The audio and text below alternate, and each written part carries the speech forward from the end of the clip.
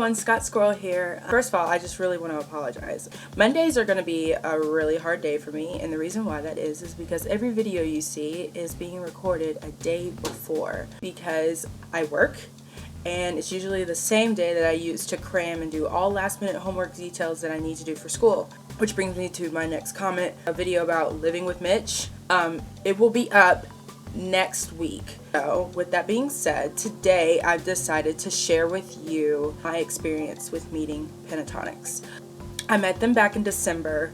I was actually kind of like going through this phase. I had gone on vacation to celebrate my single release. By the way, I'm going to put the single link for iTunes, Amazon, and Google Play in the description box below. And my sister and I and a couple of her friends, we decided to go up to North Carolina to the casino in Cherokee. And in the process of doing so, my sister had this full playlist of their brand new album. So what ended up happening was when I got paid the next time, I went and took myself a little trip to Walmart and bought the first CD I saw. I wore the crap out of that CD, y'all. Like, it stayed in my CD player for the longest time, and it got to the point where I was like, okay, like, you've worn the CD out enough. Is there something else you can listen to? And again, like, Christmas time started rolling around, and I didn't really, like, I kind of lost focus with Pentatonix. I had heard that they were going to be coming to Atlanta.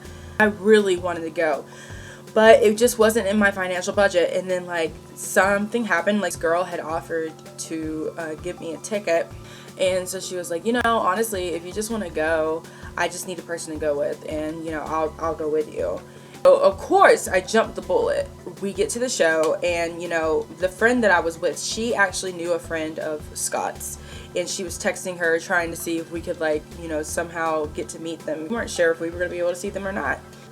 And we got in there, and you guys, like, we were sitting, we had no idea this was going to happen, but we were sitting in the pit.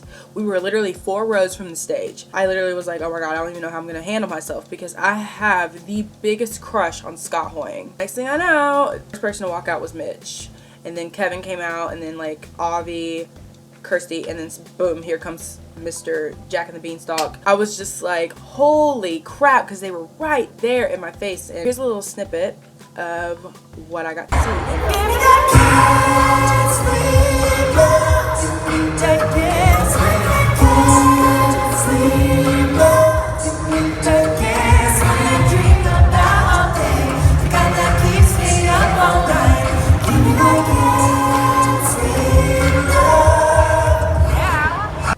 So yeah, that's pretty much how close I was. As soon as they got off the stage, I was just like, you know, I really don't want to stay here to see Need to Breathe, as rude as that might sound. I think it would be a good idea if we just, like, went out and found the tour bus and we met them.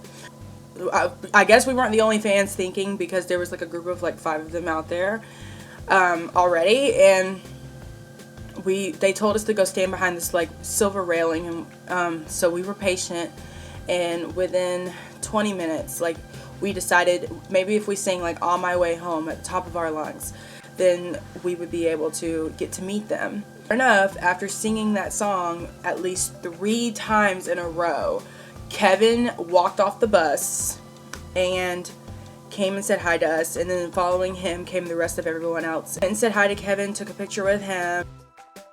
So once I got to Scott, he sees me and he's like, oh my god, come here. And I went over to him, and we like hugged, and he was just like, you guys were so lit in the crowd. And I was like, I know, and I was just so enthused and amazed by you guys. You guys just did such a good job. And he's like, well, thank you. And I was like, can we please get a picture? And so we got one, and it's pretty shaky because I was nervous as all get out. And then I told him I was really sorry because it was super windy, so, like, my hair was kind of like attacking him. And he was like, oh no, it's fine, we love your hair, like, we were talking about it backstage. And I was just like, what? You know, so then my hair became this, like, huge, I guess, conversation starter. I don't know, I felt just super flattered that this was actually happening for me. And then right after Scott, I went to Mitch and said hi to him. And, you know, you guys, he is so humble and down to earth. I completely adore him. I told him he was queen, and he told me to stop it, but I didn't care. I was like, you are queen. And then I went to meet Avi. Avi said something to me in a different language. I'm not sure what it was. But I was just like, yeah, let's just take a picture. And then I went to meet Kirsty, but to be honest with you, she kind of like drowned out in amongst the fans. I did not get a chance to meet her, but I did get a chance to meet the 4 of them. But you know what? I will get a chance to see her in Nashville, and I hope to see a lot of you other Pentatonix fans out there. Pentaholics unite. I'm going to be at the Nashville show, so you might get a chance to meet me. I look forward to meeting some of you because you guys are incredible and you've been incredible supporters.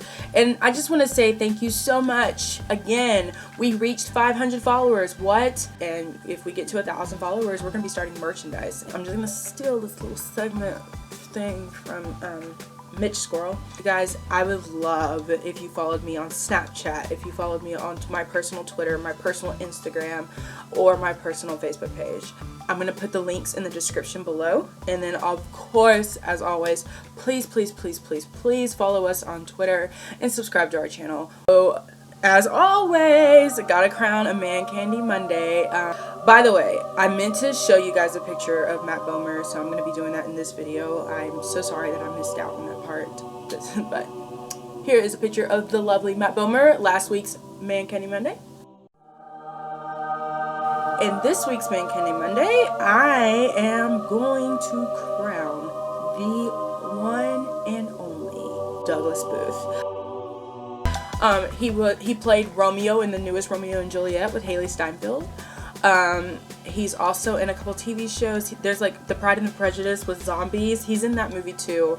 And then of course, like, and then there were none. And one of the main reasons why he got into modeling and into acting is because he's, you know, he suffers from dyslexia, and just the fact that that helped, like, I can't really say helped, but you know, it made him pursue something that has gotten him to where he is today. Is just, that's incredible to me, you know, because I feel like as though we all have our flaws, and you know, like, I have an anxiety problem, and you know, and I'm still trying to pursue my dreams regardless of how much stress I might feel like I'm under, you know. So it's a little inspiring that, like, really nothing can stop you, and just please remember that, okay? Chase your dreams, because I promise you, the longer you chase them, the closer you are to achieving them, and the closer you are to being something greater than you would ever think to achieve.